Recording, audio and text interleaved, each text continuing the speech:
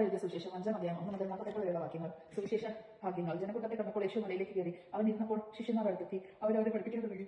അപ്പോൾ ദരിദ്രരായവർ ഭാഗ്യവാന്മാർ, സ്വർഗ്ഗരാജ്യം അവിടുത്തേതാണ്. ലഭിക്കുന്നവർ ഭാഗ്യവാന്മാർ, അവർ ആശ്വസിക്കപ്പെടും. ശാന്തശീലർ ഭാഗ്യവാന്മാർ, അവർ ഭൂമി അവകാശമാക്കും. നീതിക്ക് വേണ്ടി വിശക്കുകയും ദാഹിക്കുകയും ചെയ്യുന്നവർ ഭാഗ്യവാന്മാർ, അവർക്ക് സമൂഹത്തിലിരിക്കും. കരുണയുള്ളവർ ഭാഗ്യവാന്മാർ, അവർക്ക് കരുണ ലഭിക്കും. പ്രദേശത്തിലുള്ളവർ ഭാഗ്യവാന്മാർ, അവർക്ക് ദൈവത്തെ കാണും. സമാധാനം സ്ഥാപിക്കുവാൻ ഭാഗ്യവാന്മാർ, അവർ ദേവപുത്രന്മാരെന്നും വിളിക്കപ്പെടും.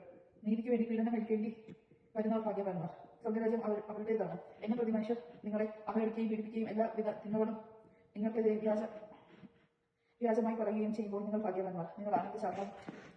സ്വർഗ്ഗത്തിൽ നിങ്ങളുടെ പ്രതിഫലം വലുതായിരിക്കും. നിങ്ങൾക്ക് മുമ്പുണ്ടായിരുന്ന പ്രവാചകന്മാരെ അവർക്ക് ലഭിച്ചിട്ടുണ്ട്.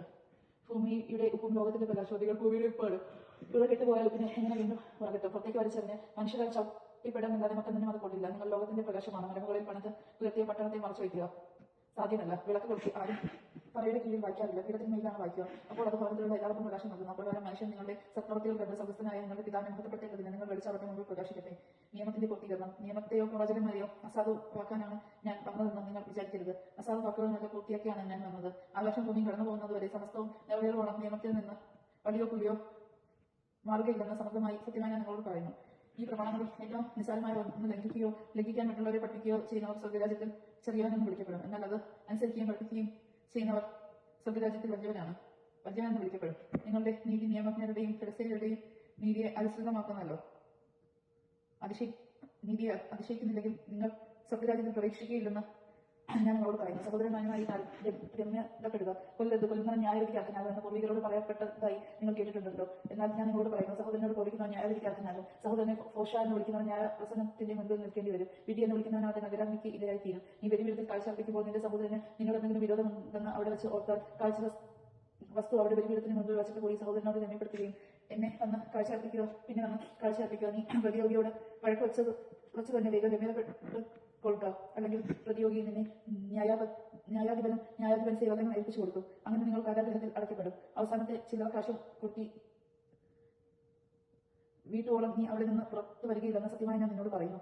വ്യഭിചാരം ചെയ്തതെന്ന് കൽപ്പിച്ചിട്ടുള്ളത് നിങ്ങൾ കേട്ടിട്ടുണ്ടല്ലോ. എന്നാൽ ഞാൻ നിങ്ങളോട് പറയുന്നു, സത്യയോടെ സ്ത്രീയെ നോക്കുന്നവൻ ഹൃദയത്തിൽ അവളുമായി വ്യഭിചാരം ചെയ്ത് കഴിഞ്ഞു. വലത് കണ്ണ് നിനക്ക് പാപഹേതു ആണെങ്കിലും അത് ചുരുന്നെടുത്ത് എറിഞ്ഞു കളയുക. ശരീരമാകെ നഗരത്തിലേക്ക് അറിയപ്പെടുന്നതിനേക്കാൾ നല്ലത് അവയവങ്ങൾ വന്ന് നഷ്ടപ്പെടുകയാണ്. വലതുകരം നിനക്ക് പാപഹേതുവാകുമെന്ന് എങ്കിൽ അത് വെട്ടി ദൂരെ എറിയുക. ശരീരമാകെ നരകത്തിൽ പതിക്കുന്നതിനേക്കാൾ നല്ലത് അവയവങ്ങളിലൊന്ന് നഷ്ടപ്പെടുന്നതാണ്. വിവാഹമോചനം. ഭാര്യ ഉപേക്ഷിക്കുന്നവർ അവൾക്ക് ഉപേക്ഷാപത്രം കൊടുക്കണം എന്ന് കൽപ്പിച്ചിട്ടുണ്ടല്ലോ. എന്നാൽ ഞാൻ നിങ്ങളോട് പറയുന്നു, പരസ്പരം നിമിത്തമല്ലാതെ ഭാര്യ ഉപേക്ഷിക്കുന്നവരെ അവളെ വ്യഭിചരിണിയാക്കുന്നു. ഉപേക്ഷിക്കപ്പെട്ടവളെ പരിക്രമിക്കുന്നവൻ വ്യഭിചാരം ചെയ്യുന്നു. ആണയിടരുത്. വ്യാജമായ ആണയിടരുത്. കർത്താവിനോട് ചെയ്ത ശബ്ദം നിറവേറ്റുക എന്ന് പൂർവികരോട് കൽപ്പിച്ചിട്ടുള്ളതായി നിങ്ങൾ കേട്ടിട്ടുണ്ടല്ലോ. എന്നാൽ ഞാൻ നിങ്ങളോട് പറയുന്നു, ആണയിടുകയോ അരുത്. സ്വർഗ്ഗം കൊണ്ട് ആണയിടരുത്. അത് ദൈവത്തിന്റെ സിംഹാസനമാണ്. ഭൂമി കൊണ്ടും അരുത്, അത് അവിടുത്തെ പാദപീഠമാണ്. ജെറുസലേമിനെ കൊണ്ടും അരുത്, അത് മഹാരാജാവിന്റെ നഗരമാണ്. നിന്റെ